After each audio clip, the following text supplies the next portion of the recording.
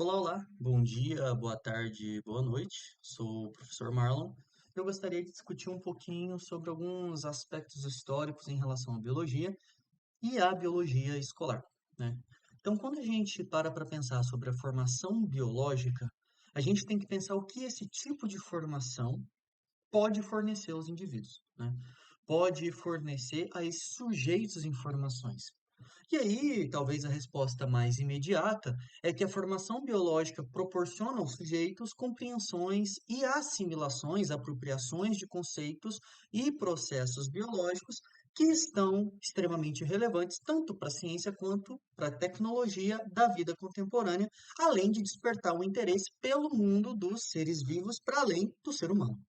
Então, a biologia, ela é uma ciência, ou um conjunto de ciências, né? Aí uma discussão que eu não vou entrar aqui agora, que vai permitir a compreensão dos seres vivos, a história dos seres vivos e como há essa inter-relação ser humano, natureza e a natureza entre si.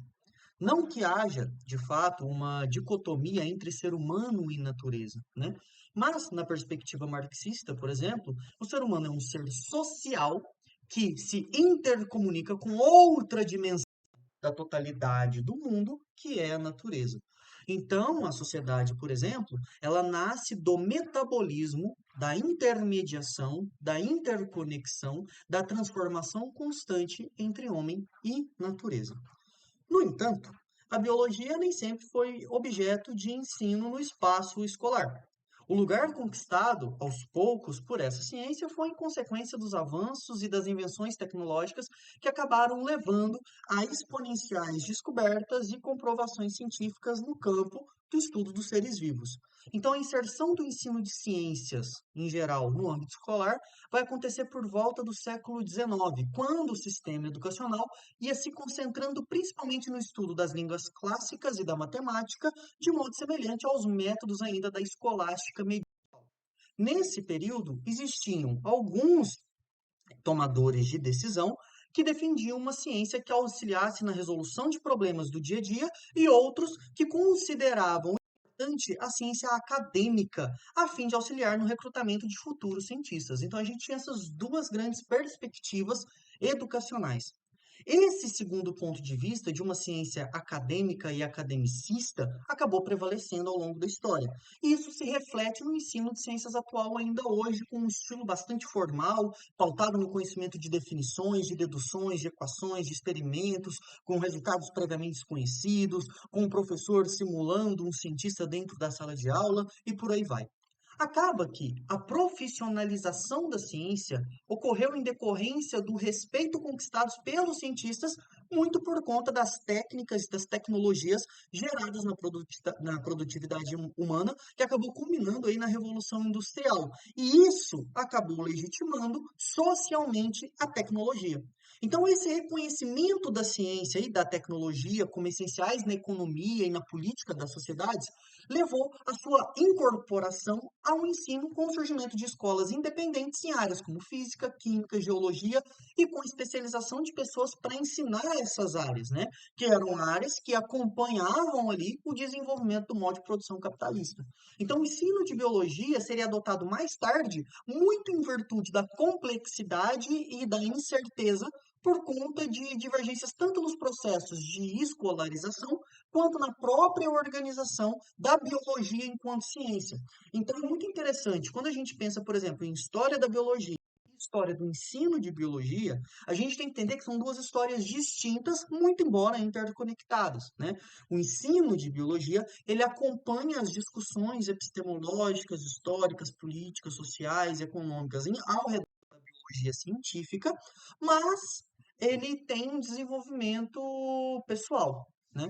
Então, no início do século XX, gradualmente, as estruturas curriculares acabaram resultando na integração entre as disciplinas clássicas que eram a linguagem, a matemática, etc. e tal, e científicas, levando a uma reorganização curricular e diminuindo o número de determinados temas e levando o ensino de ciências para o laboratório.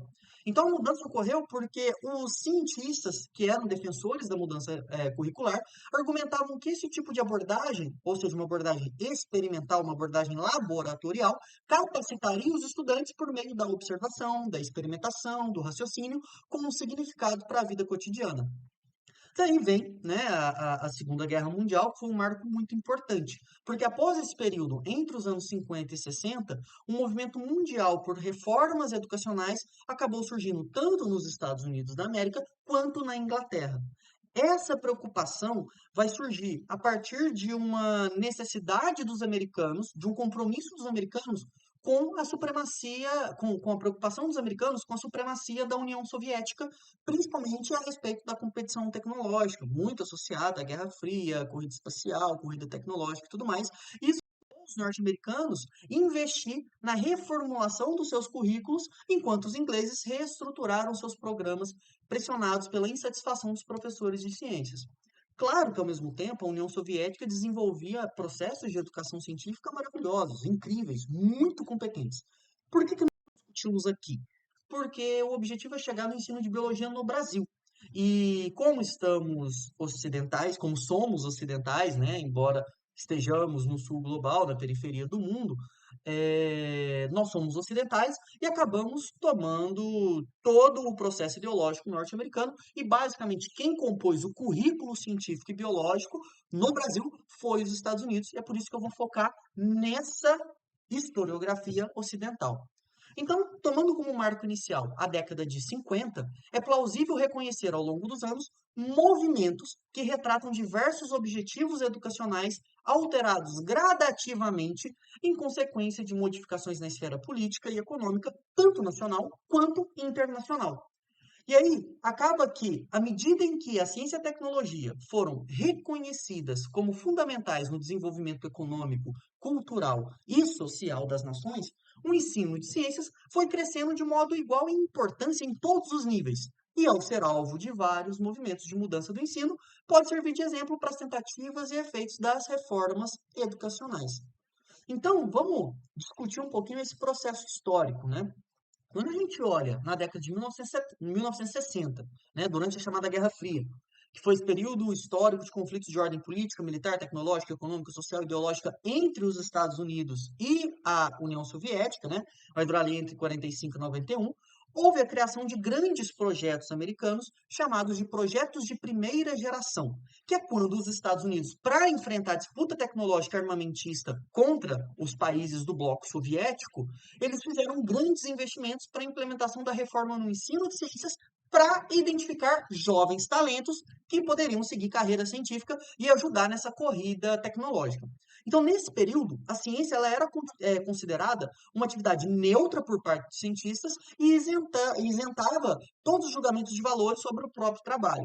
E daí, nessa perspectiva, o propósito do trabalho científico era o desenvolvimento da racionalidade, da capacidade de fazer observações controladas, a capacidade de preparação, de análise estatística, a importância de respeitar a exigência da replicabilidade dos experimentos, seguindo todo aquele discurso, né, do método científico, principalmente ali marcado pelo neopositivismo, né, que esvazia qualquer caráter crítico, historicizante e socializante, talvez, da ciência. E aí acaba que essa neutralidade da ciência, na verdade, é uma visão distorcida, né? Tem um textinho, né, de Gil Pérez e colaboradores que discute lá os aspectos que tornam visões de ciência distorcida e tudo mais, né? E por que essa neutralidade é uma visão distorcida? Porque difunde uma imagem descontextualizada e desfocada dos cientistas e apontam como se a ciência fosse eterna, feita de acertos e tudo mais. Só que as verdades mudam e abrem questões como parte da dinâmica natural da evolução da ciência. É assim que a ciência funciona, né? Daí, as ideologias políticas, elas refletiram na educação de tal maneira que os currículos de ciências que foram desenvolvidos nos Estados Unidos e trazidos para o Brasil tiveram destaque no processo e na natureza do conhecimento científico, visando o aperfeiçoamento do sistema industrial e econômico capitalista, e principalmente dos Estados Unidos, né? Então, acaba que em 66, houveram reformas educacionais no ensino superior e no ensino dos primeiro e segundo graus, né, o que hoje a gente chama de ensino médio, definiu-se que a formação técnica profissional seria a ideal para a educação brasileira, tomando como exemplo as reformas educacionais de primeira geração que aconteceram nos Estados Unidos da América. Daí surge, então, a Lei número 4.024 de 61, de Diretrizes e Bases da Educação, que expandiu a participação das ciências no currículo escolar e que passaram a integrar, desde o primeiro ano do então curso ginasial, disciplinas voltadas para as ciências da natureza, né? Então, ocorreu um grande aumento da carga horária de física, de química e de biologia nesse tal curso chamado de colegial, que era o ensino médio, né? Essas disciplinas passaram, então, a ter um papel de desenvolver o espírito crítico, a consciência crítica, por meio do método científico. E aqui nem se discute, né, se existe apenas um método, quais as limitações do método. A questão é, o método científico funciona, ele é capaz de desenvolver as tecnologias, você deve, entender como ele funciona e aplicá-lo. E aí, acontece que com o regime militar aqui no Brasil, né, essa ditadura burguesa cívico-militar entre 64 e 85, muda-se o cenário político do país e também o papel da escola, né? A escola passa a enfrentar uma filosofia e um currículo que é voltados para a industrialização, formando no curso secundário uma mão de obra técnica especializadas, considerando os interesses econômicos dessa burguesia que patrocinava aí a ditadura no Brasil, né?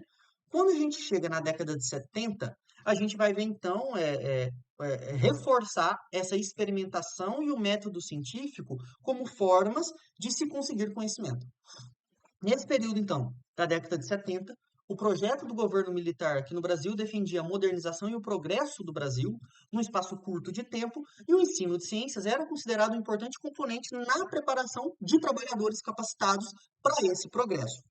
Quando a gente fala esse progresso, a gente está falando de uma industrialização burguesa e formar mão de obra capacitada. Nada mais, né? E aí, por essa razão, a disciplina de ciências naturais transformou-se em obrigatória nas 8 séries do primeiro grau, que é o que hoje a gente chama de ensino fundamental, e com a designação de ciências físicas e biológicas nesse processo.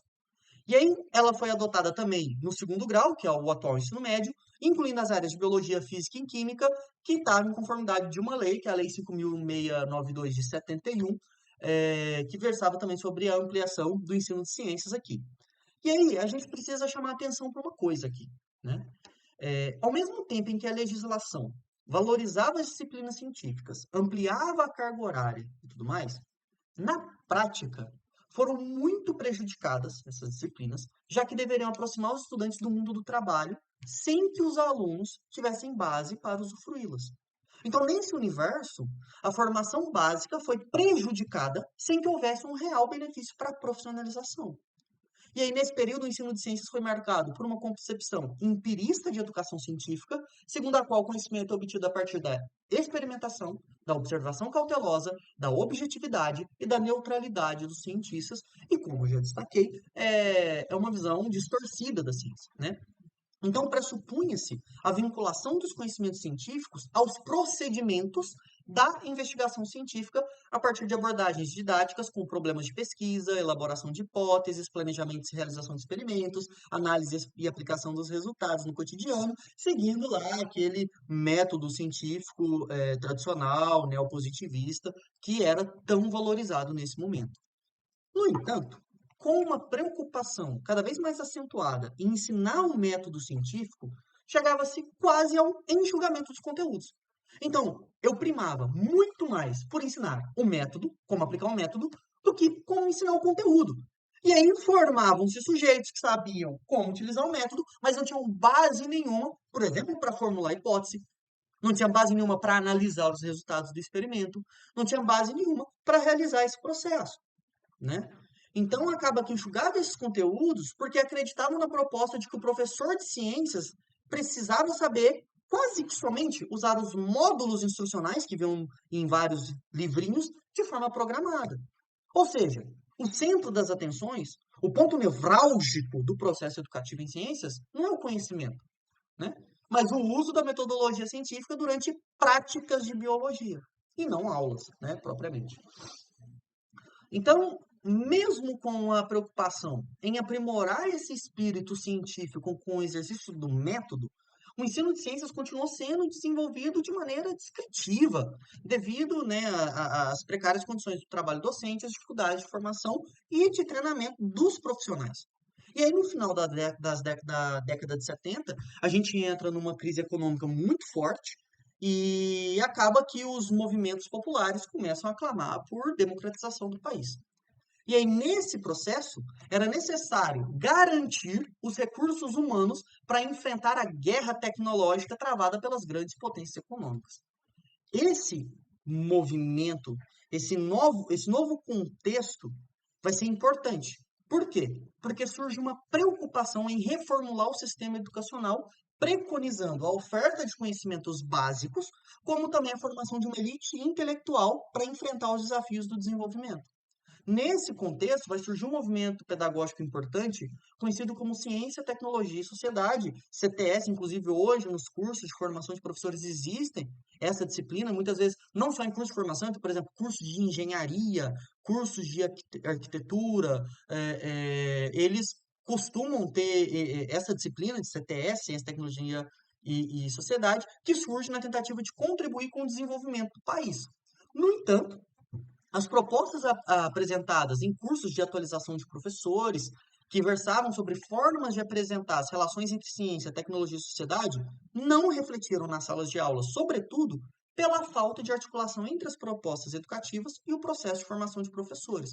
E aí também, nesse período, a população em geral passou a ter acesso ao ensino público. No entanto, a crise econômica e a massificação do ensino acarretaram numa depreciação das condições de trabalho do professor, na precarização das condições estruturais da escola, e isso causa danos para a qualidade da educação, constatados, né, em exames que se destinam a descrever a situação em várias unidades da federação, né?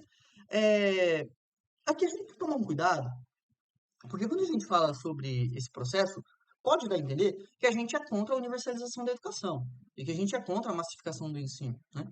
Só que não.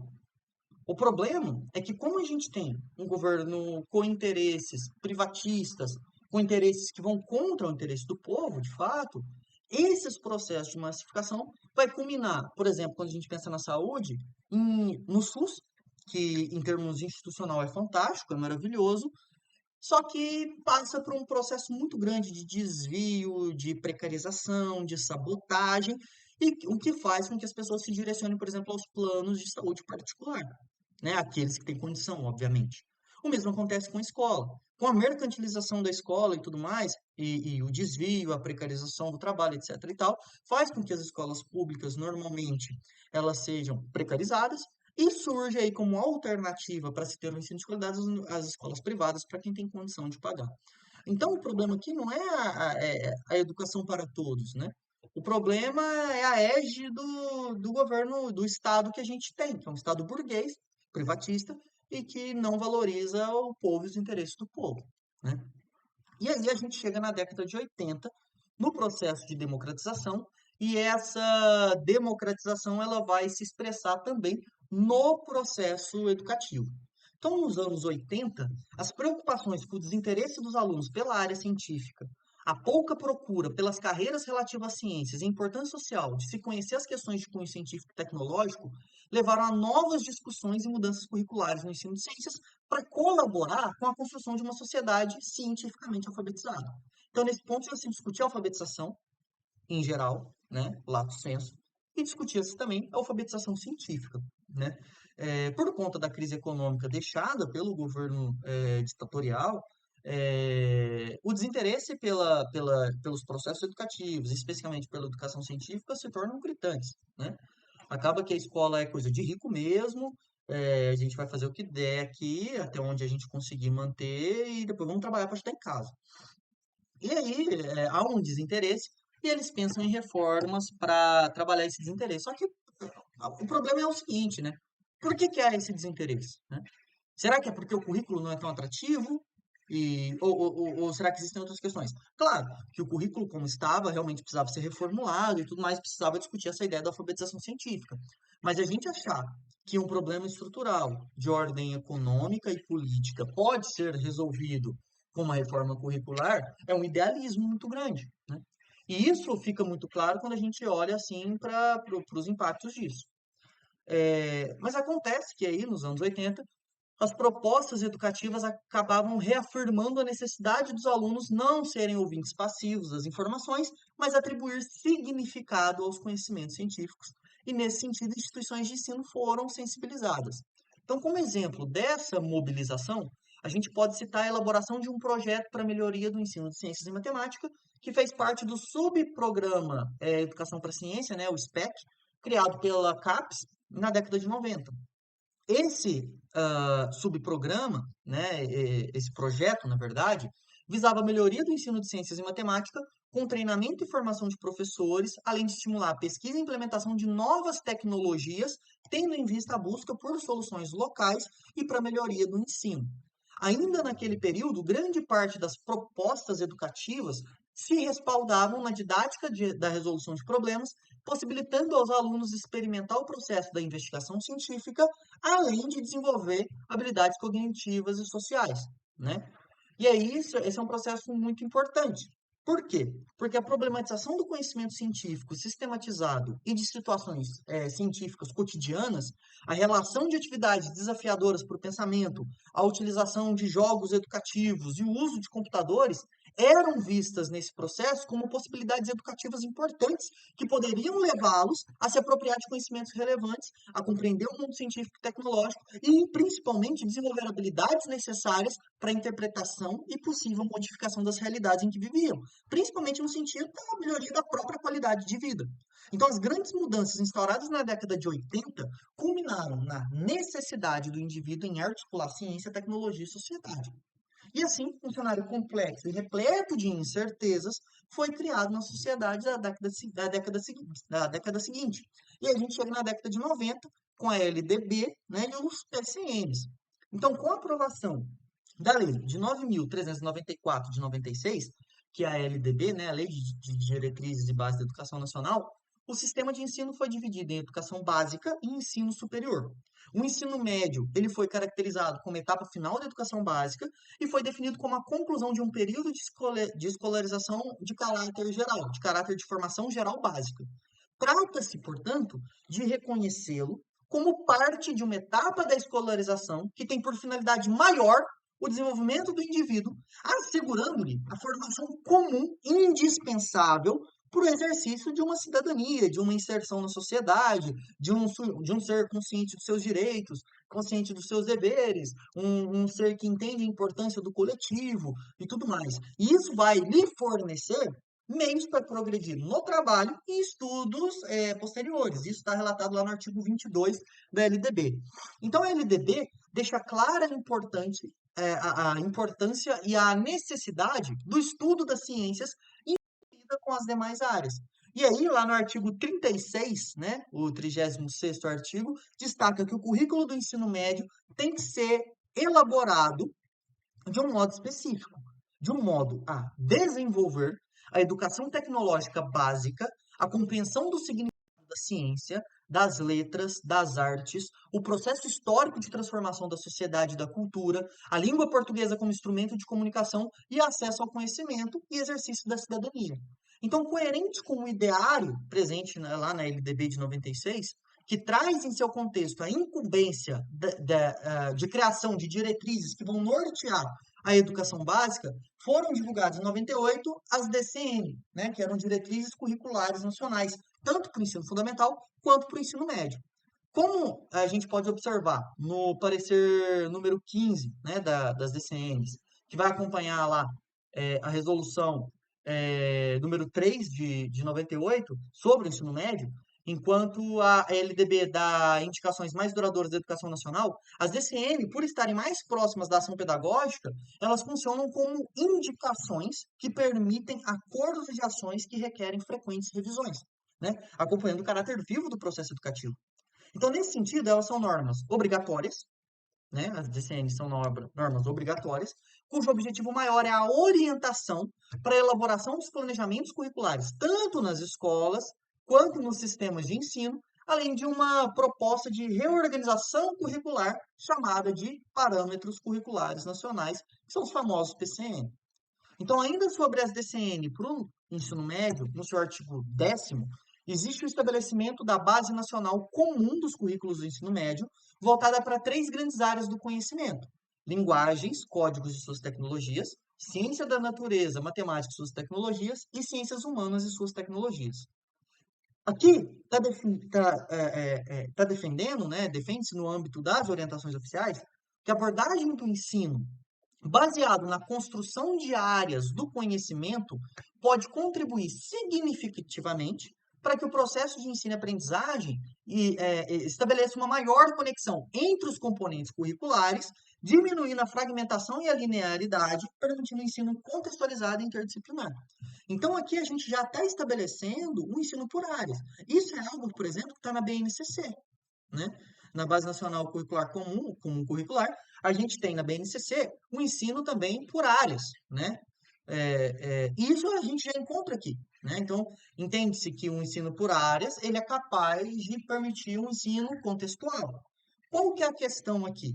É que nesses documentos está claro que esse ensino por área deve estar necessariamente articulado aos componentes curriculares.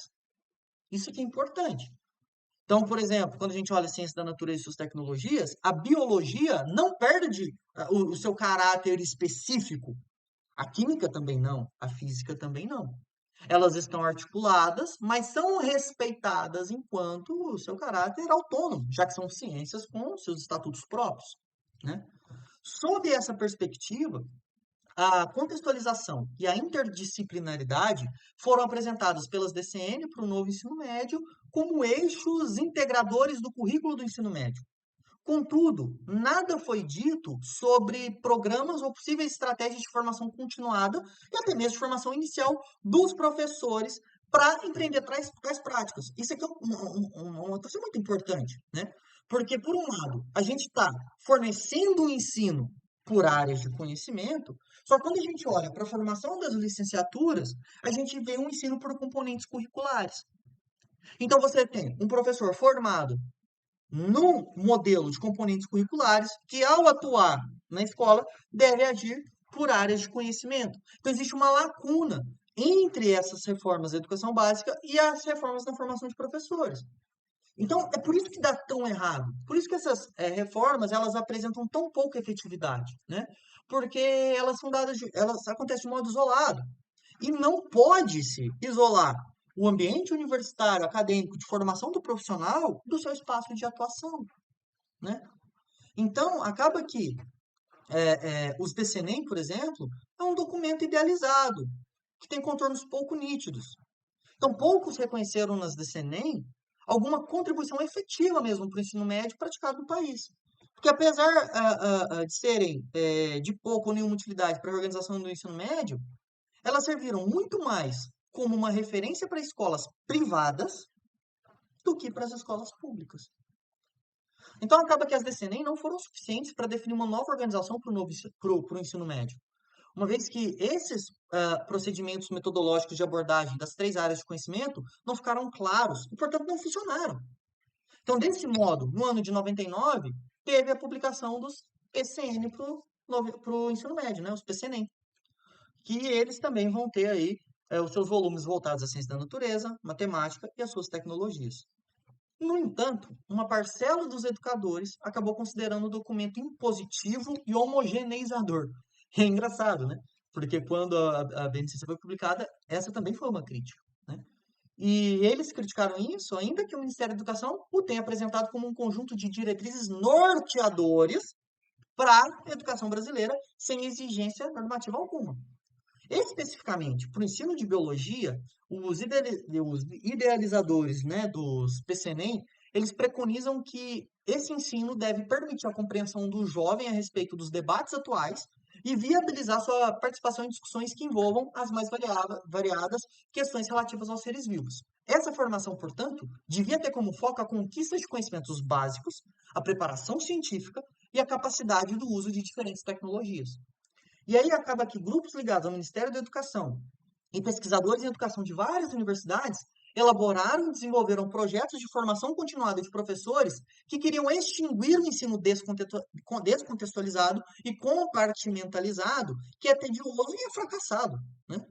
Contudo, essa expectativa não se efetivou na maioria dos cursos de formação de professores de ciências, porque esses continuaram sendo desenvolvidos com o uso de métodos convencionais de ensino, baseados na racionalidade técnica e na fragmentação do conhecimento.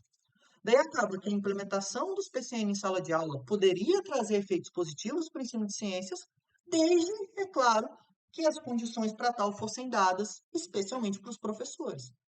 No entanto, se manteve um ensino deficiente, com educadores que enfrentam sobrecarga de trabalho, falta de recursos e determinações sobre as quais não tiveram a menor participação, né? Então acaba que a orientação política dessa época não possibilitou que as condições concretas para o exercício profissional da docência fossem transformadas.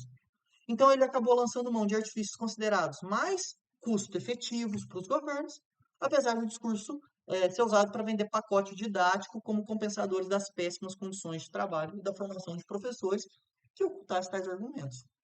E aí a gente chega na década de 2000, né? Novo século. E aí surge os PCN+, o ensino médio e o ensino médio inovador. No período dos anos 2000, os debates sobre educação científica passaram a enfatizar a utilidade da responsabilidade social e ambiental por parte de todos os cidadãos. Então, essa era uma temática quente, importante. E acaba que no ensino de ciências, os assuntos relacionados à formação cidadã deveriam ser primordiais, permitindo com que os estudantes analisassem suas visões de mundo e refletissem a consequência de suas decisões e ações no campo da coletividade.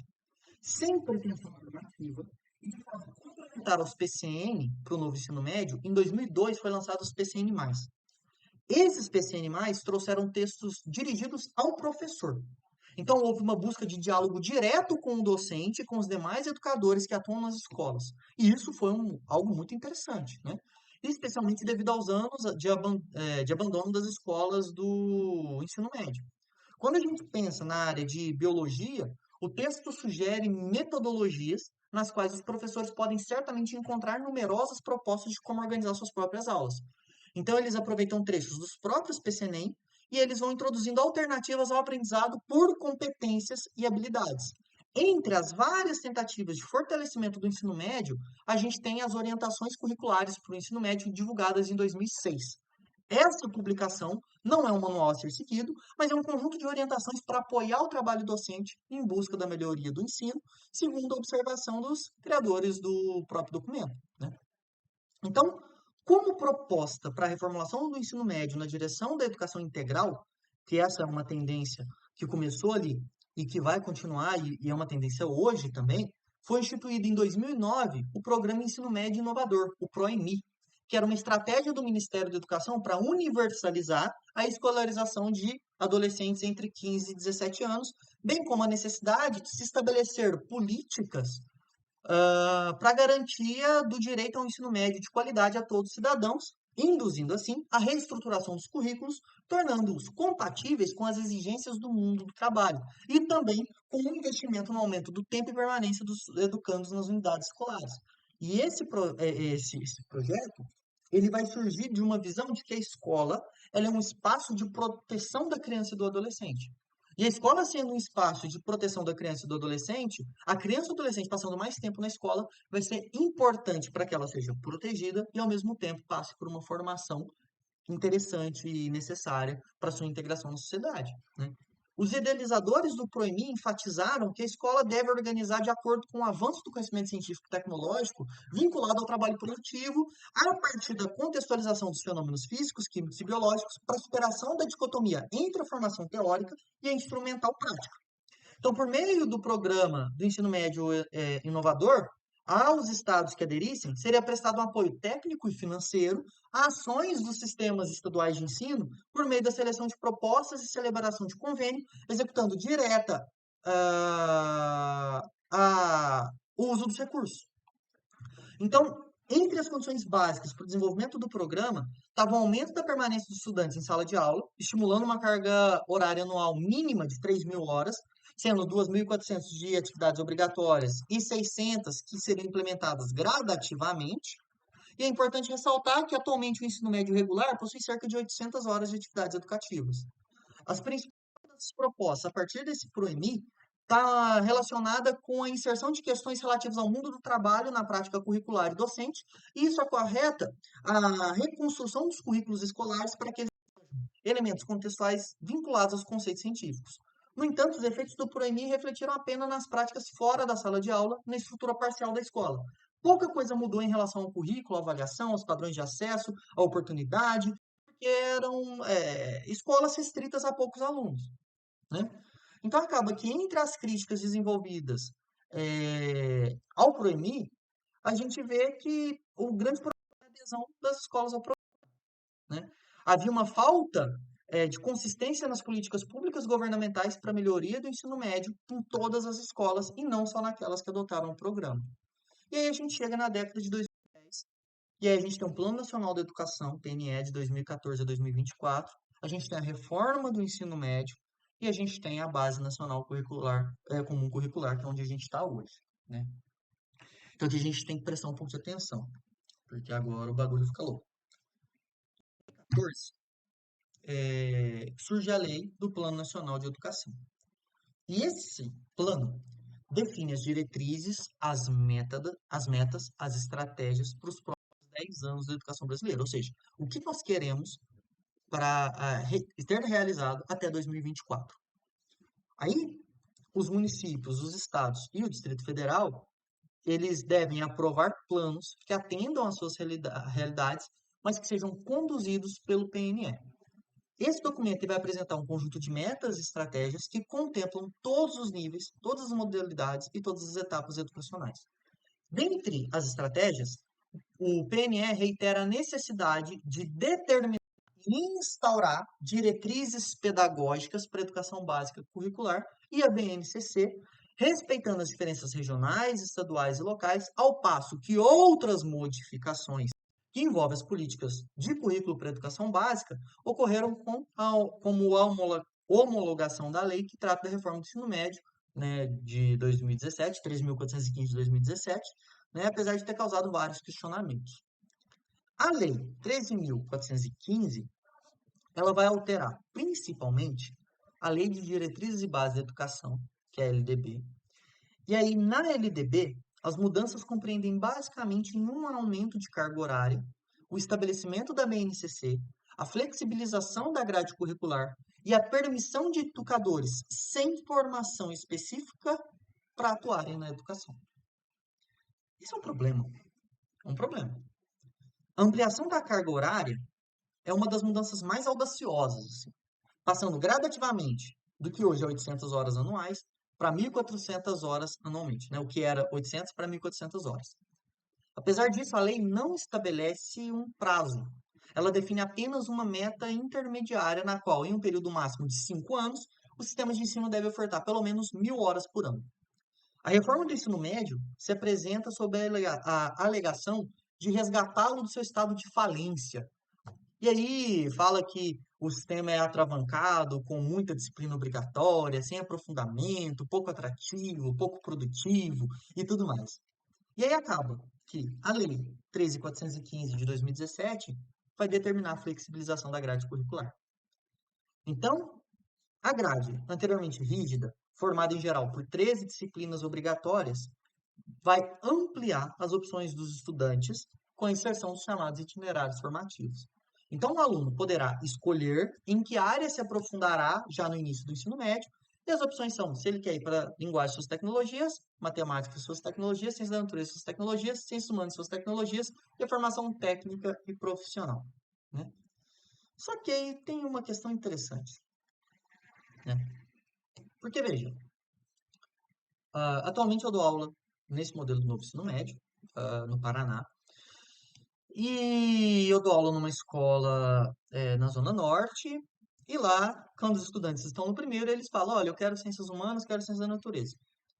E aí, Teve lá um número de alunos que falou, eu quero ciência da natureza, só que a escola falou, não, aqui nós somos de humanas. Por quê? Ah, porque assim já está definido pelo núcleo. E acaba que se eu quiser ir para ciências da natureza, eu preciso ir para outra escola, que fica a 6 quilômetros da escola onde eu estudo. Então, que escolha é essa? Né? Porque para nós marxistas, a liberdade é a possibilidade de escolha entre duas alternativas possíveis. E não tem condição desse moleque estudar dessa forma. Né? Então aqui tem um problema muito grande. Né? Tanto é que reações foram geradas pelo teor da proposta que altera significativamente o ensino médio. E aí vai trazer essa proposta, além da reformulação curricular, um novo significado ao ensino médio, que passa a ser integral e a ter forte conotação profissional associada ao setor produtivo e não à formação humana. Então, as mudanças anunciadas pela lei de reforma do ensino médio suscitou debates com discussões de concepções que vão além do sentido apresentado pelas propostas do MEC. Então, assim, foram consideradas por pesquisadores, estudiosos, como um retrocesso na esfera das políticas públicas educacional. É um retrocesso, é um absurdo. As disciplinas de biologia, química e física foram aglutinadas na área de ciência da natureza, cuja esfera deixou de ser obrigatória nos currículos do ensino médio. E aí o aluno pode escolher, entre aspas, né, se ele quer aprofundar nesse estudo de acordo com seus interesses. Só que o Enem e vestibular, eles continuam no mesmo modelo. Continua tendo todas as disciplinas. Só que, por exemplo, o aluno ele tem biologia no primeiro, biologia no segundo, e ele só terá biologia no terceiro se ele optar por ciências da natureza. Se ele optar por ciências humanas, ele não tem biologia. E quais são os conteúdos que mais caem em Enem vestibular de biologia? Conteúdo do terceiro ano. Genética, ecologia e evolução. Aí o aluno que escolher ciências humanas, ele vai ter química no primeiro, química no segundo e não tem química no terceiro. Qual é o conteúdo de química que mais cai em vestibulares? Química orgânica, química do terceiro ano. E o aluno que escolher ciências humanas vai ter física no primeiro, não tem física no segundo e tem física no terceiro. Só que quais são os conteúdos que mais caem no Enem vestibulares de física? Eletricidade, conteúdo do segundo ano de física. Então a gente percebe que não pode ser coincidência, né? Esse é um processo de formar mão de obra barata mesmo, né? De impedir que esses estudantes ocupem espaço na universidade. E a gente sabe que no Brasil, considerando a formação econômica política histórica brasileira, a única forma de existir uma ascensão social é pelo estudo. Né? Aqueles que têm uma ascensão pelo trabalho são exceções. Então isso é muito problemático. E aí, quando a gente pensa, por exemplo, a BNCC, os seus organizadores defendem que vai buscar promover mais igualdade e equidade nos processos educacionais das escolas brasileiras públicas e privadas, além da função primordial de nortear as aprendizagens que os alunos devem desenvolver nas escolas, desde a educação infantil até o ensino médio. Eles declaram que a BNCC é um documento de caráter normativo que define o conjunto orgânico e progressivo de aprendizagens essenciais que todos os alunos devem desenvolver ao longo das etapas da educação básica, de modo que tenham assegurado seus direitos de aprendizagem, desenvolvimento, tal, tal, tal. E aí, o documento para o ensino fundamental foi homologado em dezembro de 2017, ao passo que aquele em relação ao ensino médio foi divulgado pelo MEC em abril de 2018, homologado pelo MEC em dezembro de 2018. E aí tem caráter normativo, essas mudanças, elas já passaram a ser realidade em 2020. Né? Então, a obra, né, a BNCC, ela é organizada a partir de competências e habilidades, onde a competência é a mobilização do conhecimento, conceitos e procedimentos, ou seja, é aquilo que eu sei, e as habilidades são as práticas cognitivas e socioemocionais, ou seja, a minha habilidade de fazer, minha capacidade de fazer, atitudes e valores para resolver demandas complexas da vida cotidiana. No âmbito da área de ciências da natureza, isso estaria voltado para as proposições curriculares, que destacam a formação dos estudantes através do conhecimento de conteúdos de caráter específico relacionado às tecnologias e aos novos modos de operacionalização em que se encontram atualmente.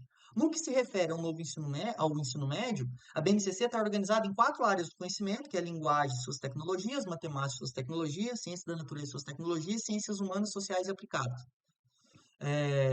E aí, os autores da BNCC defendem que a organização por áreas acarreta o fortalecimento das relações entre as disciplinas e sua contextualização para compreensão e intervenção no cotidiano, requerendo um trabalho colaborativo entre professores no planejamento e execução dos planos de ensino. Só que, tipo assim, mano, se você trabalha na escola, tenta fazer um trabalho colaborativo com outros professores. Tenta organizar sua carga horária, organizar seu tempo disponível para planejar aula, junto a outro professor. É idealismo achar que isso é possível em larga escala. Ah, mas então a escola está dando. Quantas escolas existem no Brasil? Quantas deram? Né? Então, embora a organização do currículo por áreas busque promover um ensino interdisciplinar, é preciso preparar os professores da escola para isso.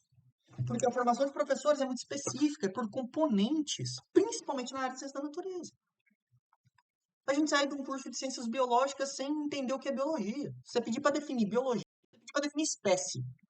Para um biólogo, ele vai reproduzir definições da biologia dos anos 70. Né? Gente, um professor tem um lugar na escola para suas aulas, para corrigir provas, trabalhos, para pensar metodologias, muito menos para pensar práticas interconectadas. Então, acaba que a BNCC põe nessa sua saga interdisciplinar a necessidade de construir novas escolas ou ampliar as atuais. Ela precisa fornecer aos professores espaços de trabalho que permitam minimamente o encontro dos professores das disciplinas. Só que, por exemplo, eu atualmente dou aula de biologia, dou aula em 4 escolas. Então eu tenho que ir correndo para uma escola, dar todas as aulas correndo, ir correndo para outra, tal. E aí, quando que eu vou encontrar com o professor de física e química? Teve ano que eu fiquei um ano inteiro sem saber qual é o rosto do professor de química. E aí? Né? E aí, em relação aos conhecimentos específicos da área de ciências da natureza, a gente percebe que a formação dos sujeitos vai ser menos abrangente. E a gente vai ter aprendizes com uma preparação relativamente tecnológica, técnica, e, na verdade, ele não vai compreender aquilo que ele deveria para se tornar um ser humano completo.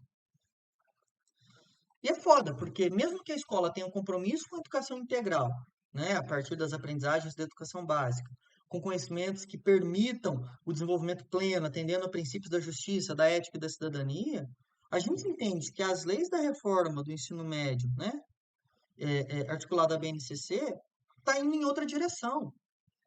Ela está propondo indivíduos que atendam ao mercado de trabalho, sem reflexão sobre a fragmentação da formação integral pela escolha de caminhos formativos. Muitas vezes eles não entendem a sua escolha. Né? E uma das questões mais controversas em relação à reforma do ensino médio vai ser a não obrigatoriedade das escolas ofertarem os 5 itinerários formativos. Isso é de fuder. Porque fala, não, o aluno pode escolher, só que a escola não é obrigada a oferecer todos os itinerários. Então, se a escola fala, não, hoje eu vou oferecer só humanas aqui. Eu vou oferecer só ciência da natureza. Paciência.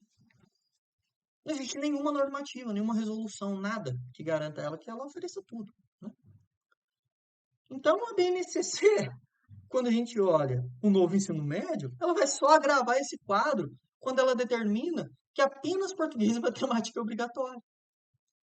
E aí, com isso, o problema crônico de falta de professores dessas disciplinas em todas as regiões do país, ela deixa de existir quando a escola decide não ofertar um itinerário de ciência da natureza e suas tecnologias, por exemplo.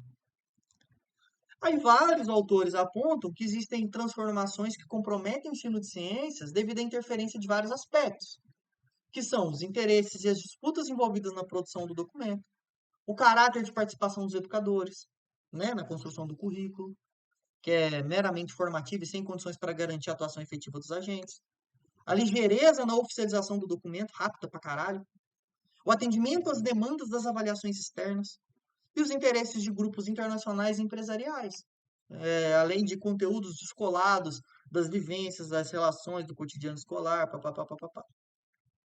Então a gente percebe que isso é um problema gigantesco. Então, qualquer avanço que a gente pensava ter em relação a isso, a gente está retrocedendo, retrocedendo. É esse pé em que estamos, esse pé em que estamos. É isso, né? Se quiserem que eu analise especificamente o referencial curricular do Paraná, que é onde eu trabalho, para discutirmos as disciplinas, como acontece, como está construído o currículo, como está construída as sequências de aulas, comentei. E aí a gente volta a discutir. Tá bom? Um abraço e tchau.